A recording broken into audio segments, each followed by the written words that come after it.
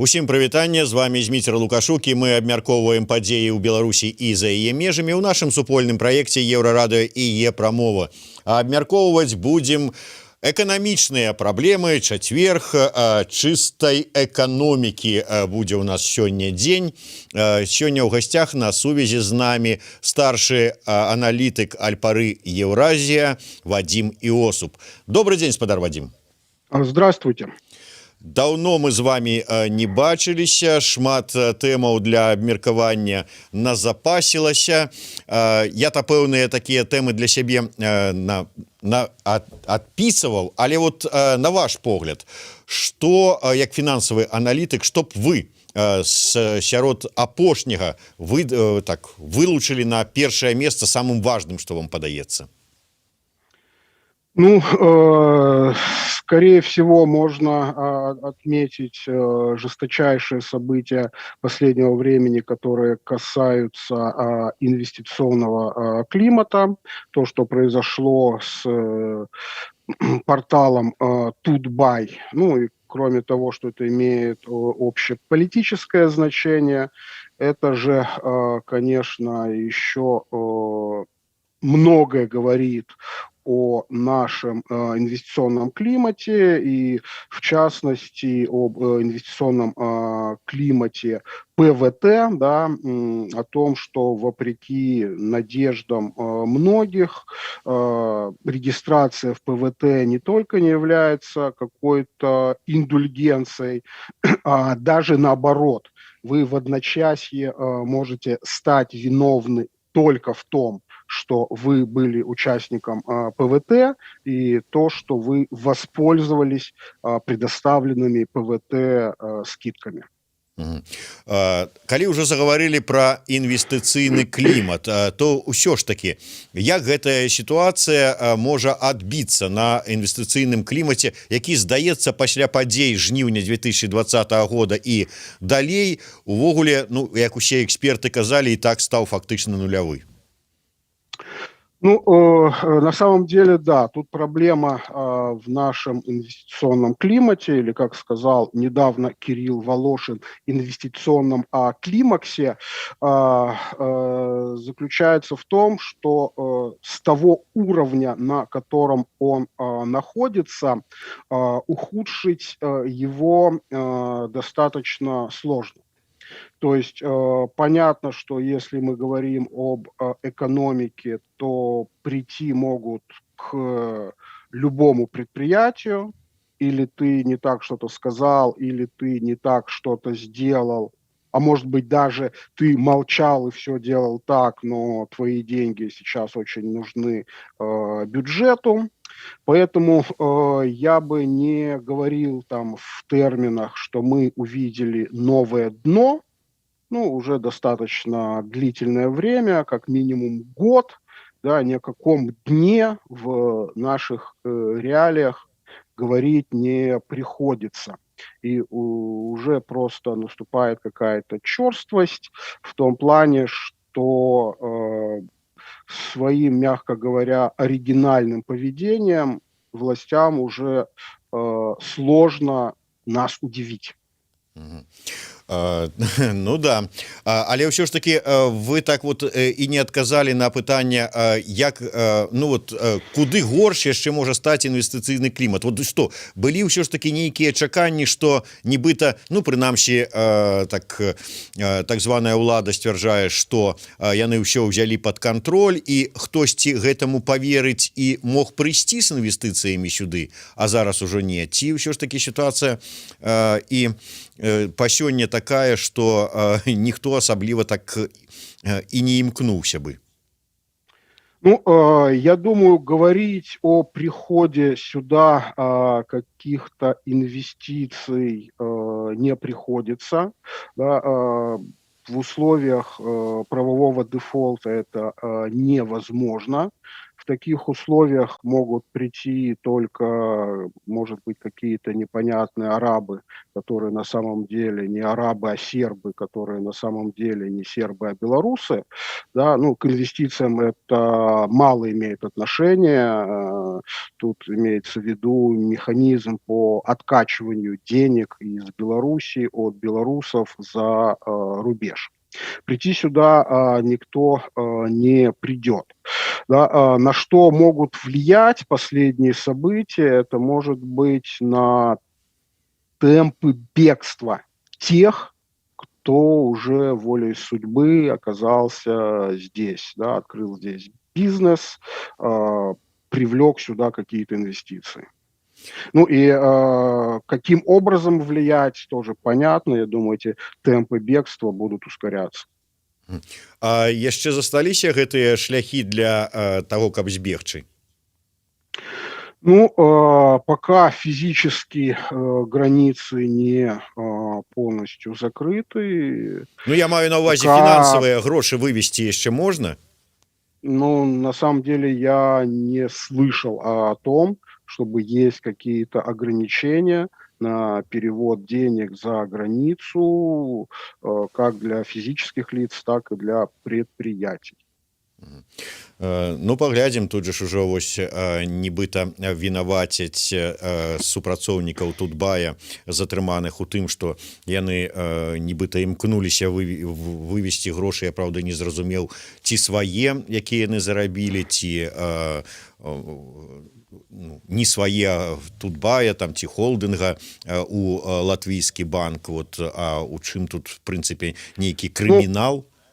Наш опыт подсказывает, что после возбуждения громких дел, какие звучат обвинения на госканалах и какие потом обвинения доходят до суда, ну, весьма мало общего, да. То есть то, что звучит на госканалах, это пока не формальное обвинение там с юридической точки зрения, а как бы то, что по их разумению, да, пропагандистов из госканалов, вот хочется довести до населения, чтобы убедить население в том, что речь идет о каких-то там страшных преступниках, да, ай-яй-яй, запланировали вывести деньги за границу, хотя это не только не преступление, это явно и прямо разрешено нашим валютным законодательством. Ну, то есть на кого рассчитаны эти обвинения? Ну, может быть, на совершенно темный класс людей, которые не в курсе там изменений, которые происходили в законодательстве последние лет 5, и для которых там, как во времена Советского Союза, вывод валюты за границу – это какое-то преступление, заслуживающее расстрела.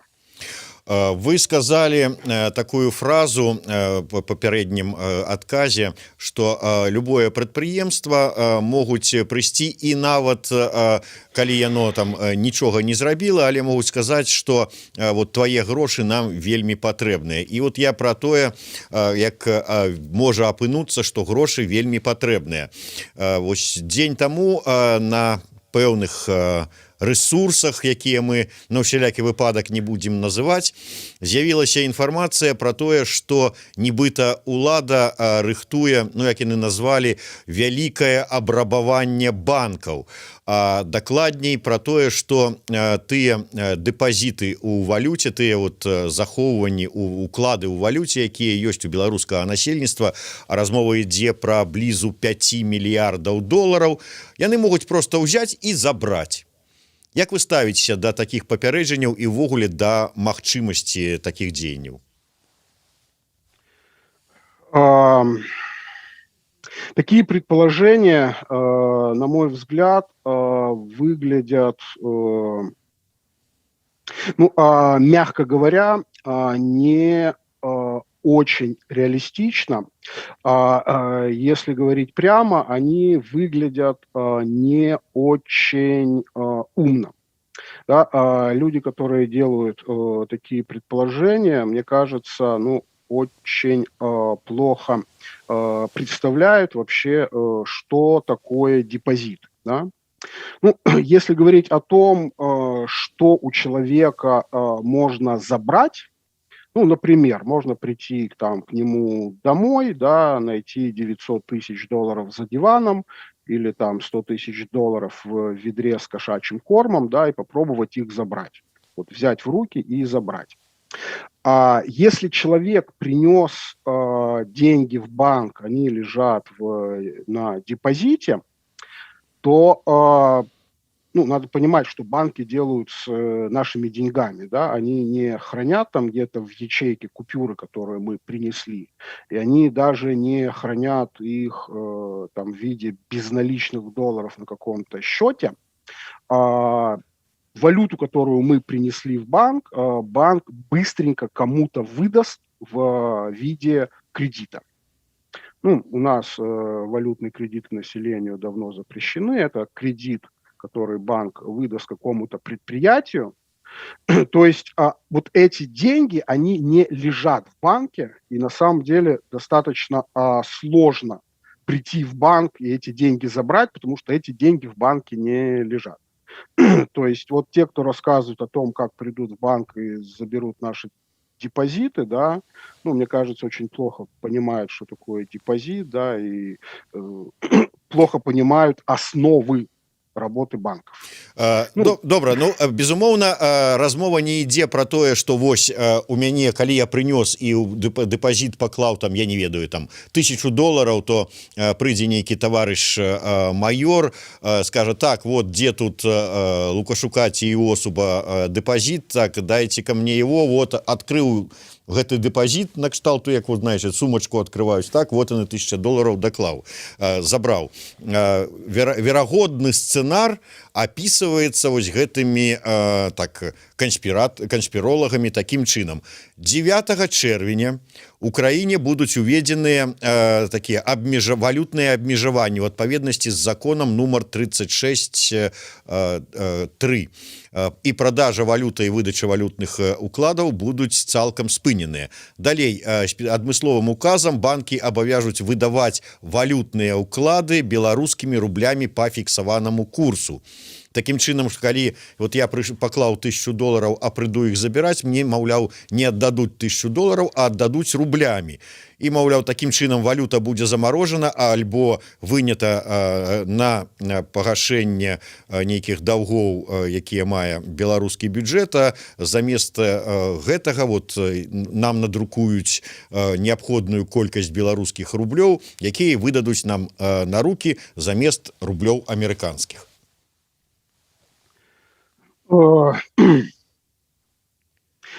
Приходится только повторить, что речь идет о большой глупости. Сразу хочу сделать такое, может быть, небольшое философское, может быть, не совсем философское отступление. Сейчас очень часто приходится иметь дело, например, с пропагандой и ложью со стороны государственных СМИ.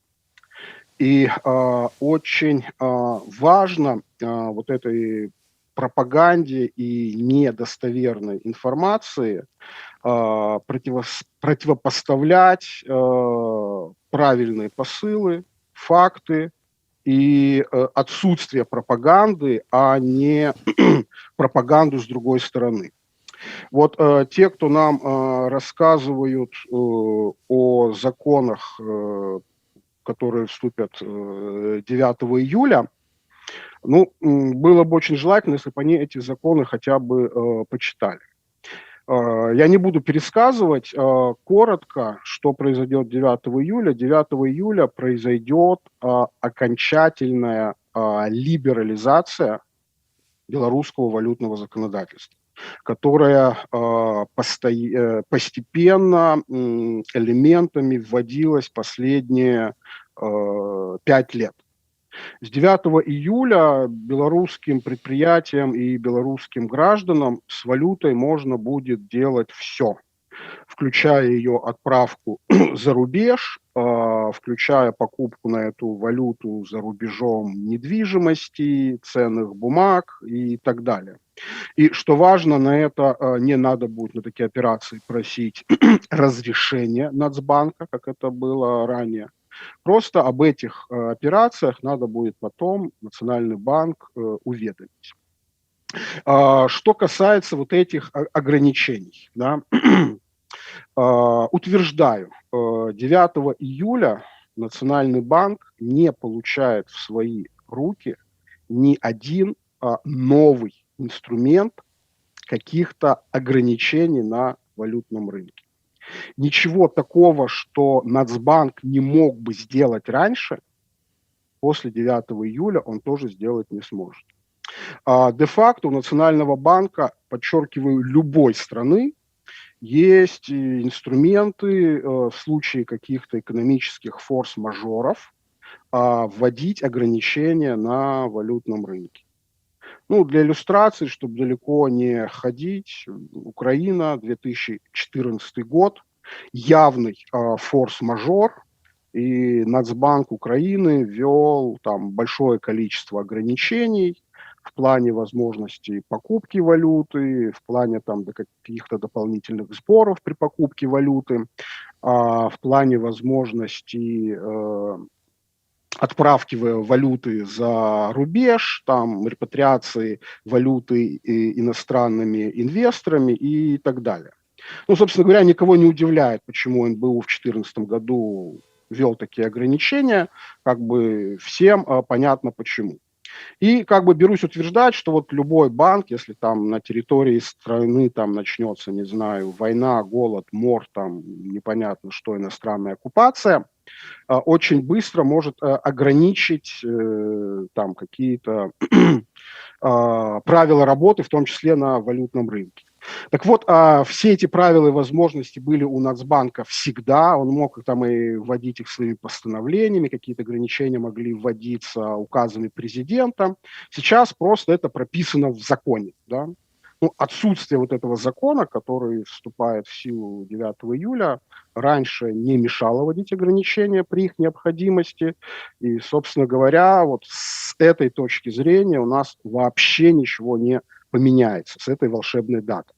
И поэтому какие-то апелляции к этой волшебной дате, ну, не более чем фантазии, да. Ну, в конце концов, прочитайте закон, на который вы ссылаетесь.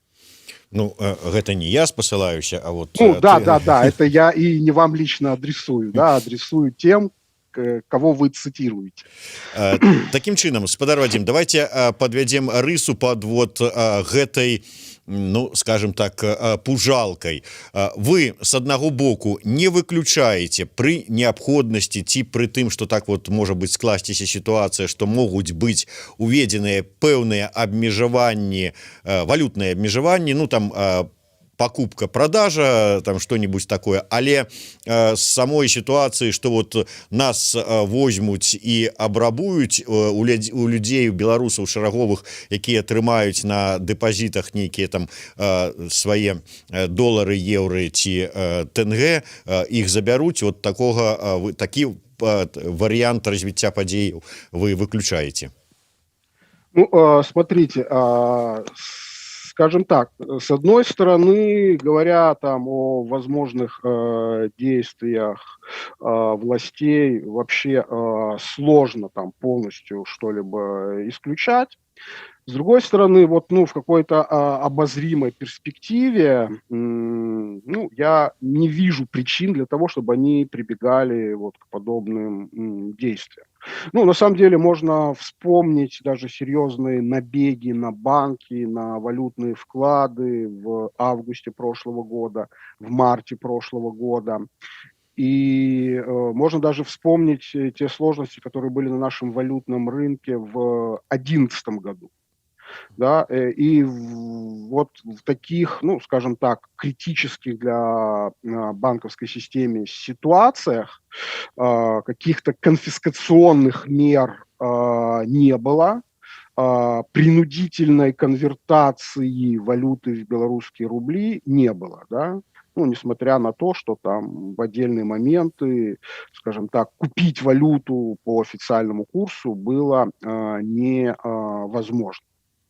То есть, ну, резюмируя, что-то полностью исключить достаточно сложно, но мне кажется, сейчас ситуация в экономике, в банковской системе еще достаточно далека от того момента, когда вот могут потребоваться, ну, настолько радикальные меры. Ну вось это меркаванне по гэтым пытанні ад фінансавага аналітыка, беларусы вучаныя вопытам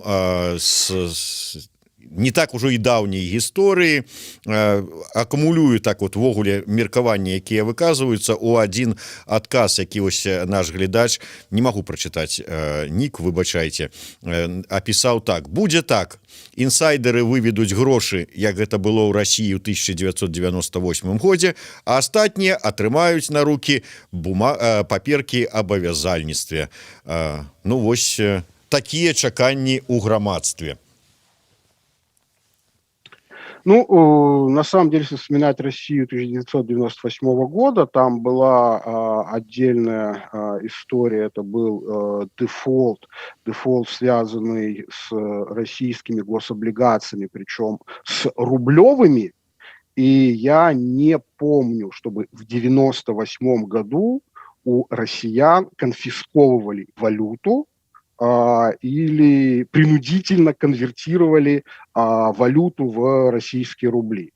То есть если это была попытка вот какого-то примера, как люди могут остаться без своих валютных вкладов, то пример не очень удачный. Да? Самый жесткий финансовый и валютный кризис в России последних десятилетий на самом деле не навредил вкладчикам в российских банках, ну, если речь идет о тех, кто хранил в банках валюту.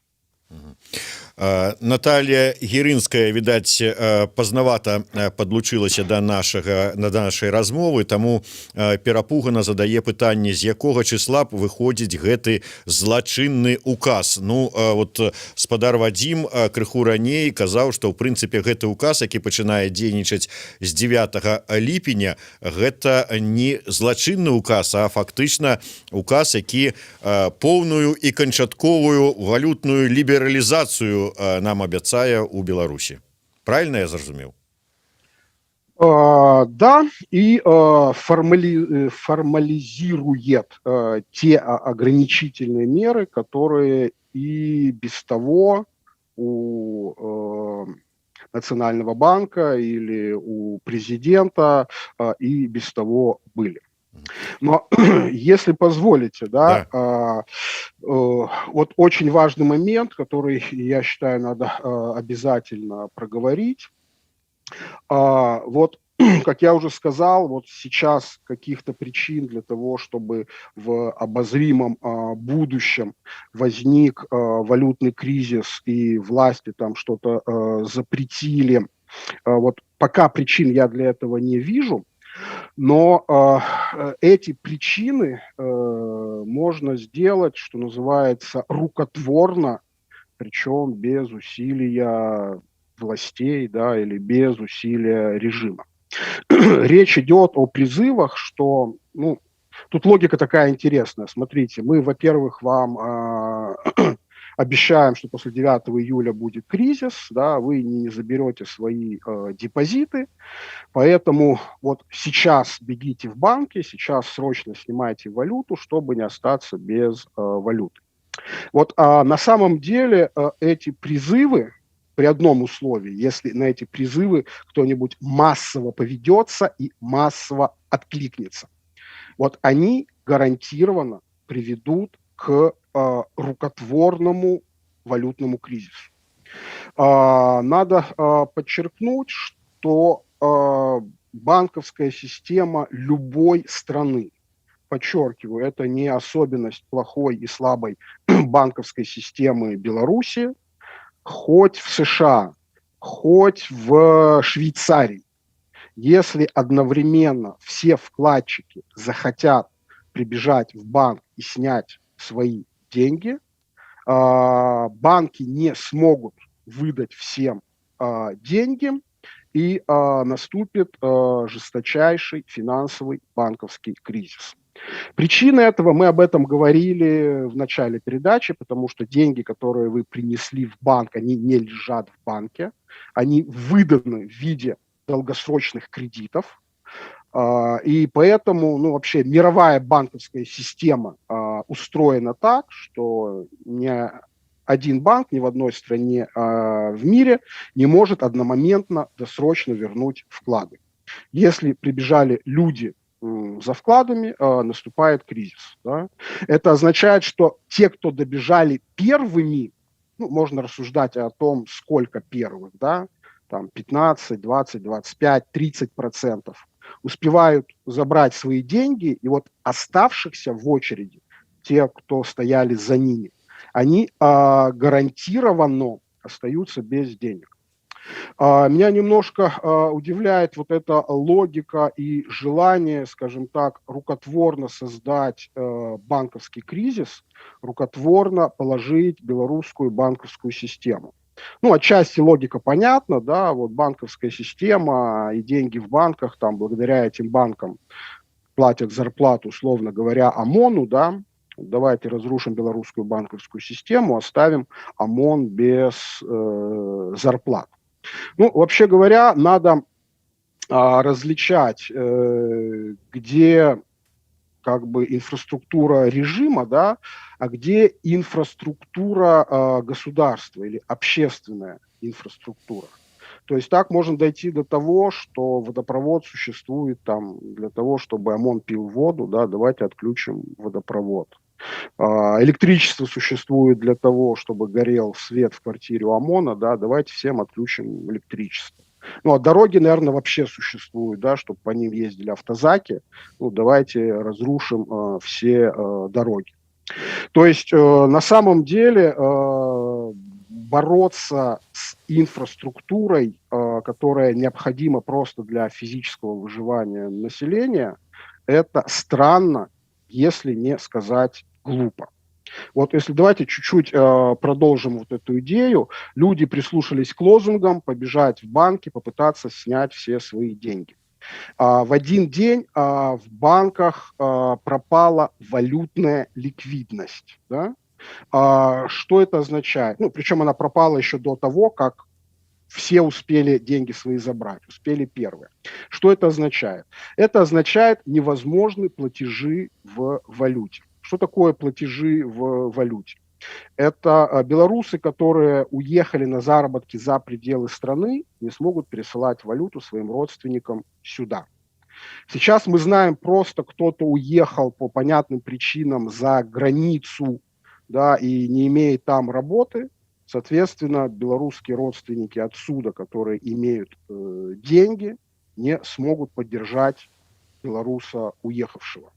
Кто-то собирает деньги на учебу детей за границей, кто-то собирает деньги на лечение детей за границей. Этими деньгами нельзя будет воспользоваться. Да, просто фрилансеры, которые, работая здесь, там, исполняют заказы на каких-то биржах, пишут тексты, редактируют тексты, там, делают программы, рисуют какой-то дизайн, не смогут получить оплату. Что интересно, ОМОН, который получает зарплату в рублях, вот эта история не затронет вообще.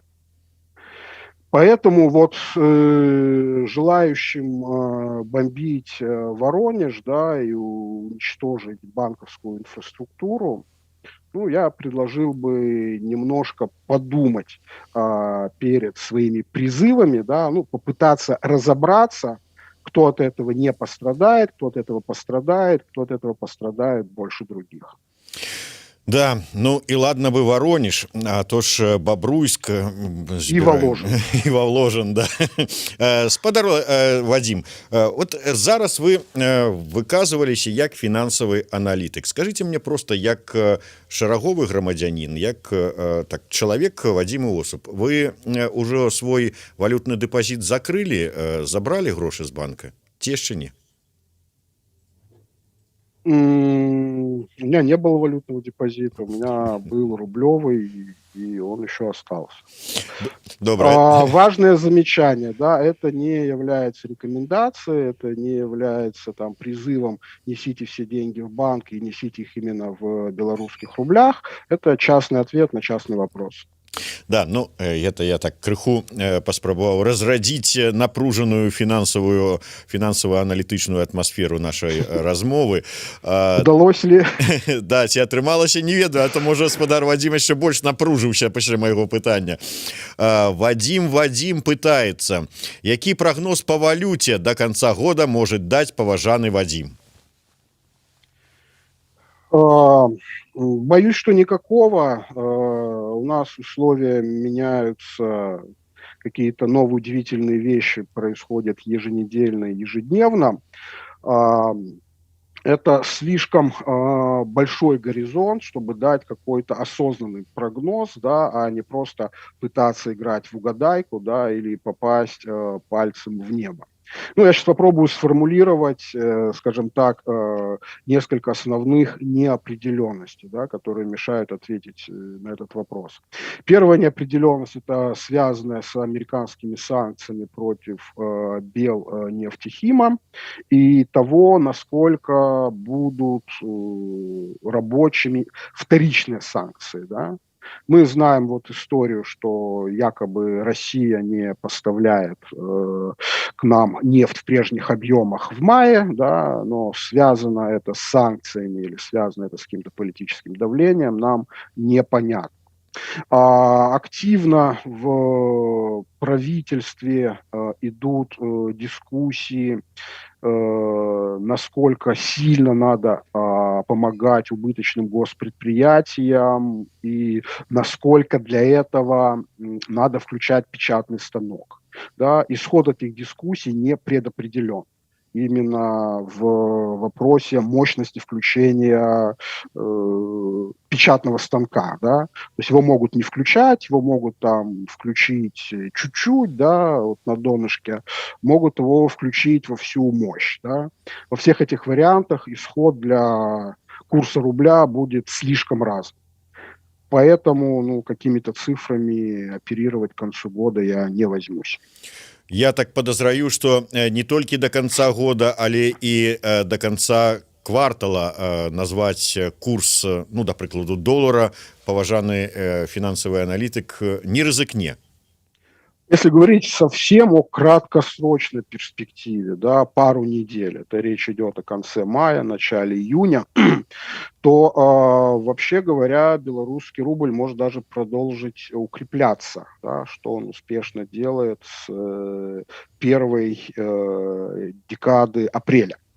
То есть уже 1,5 месяца. Но, скажем так, уже в июне возможно снижение валютной выручки экспортеров нашей нефтепереработки, нашей нефтехимии. И уже, да, конец июня выглядит менее определенным, чем конец мая.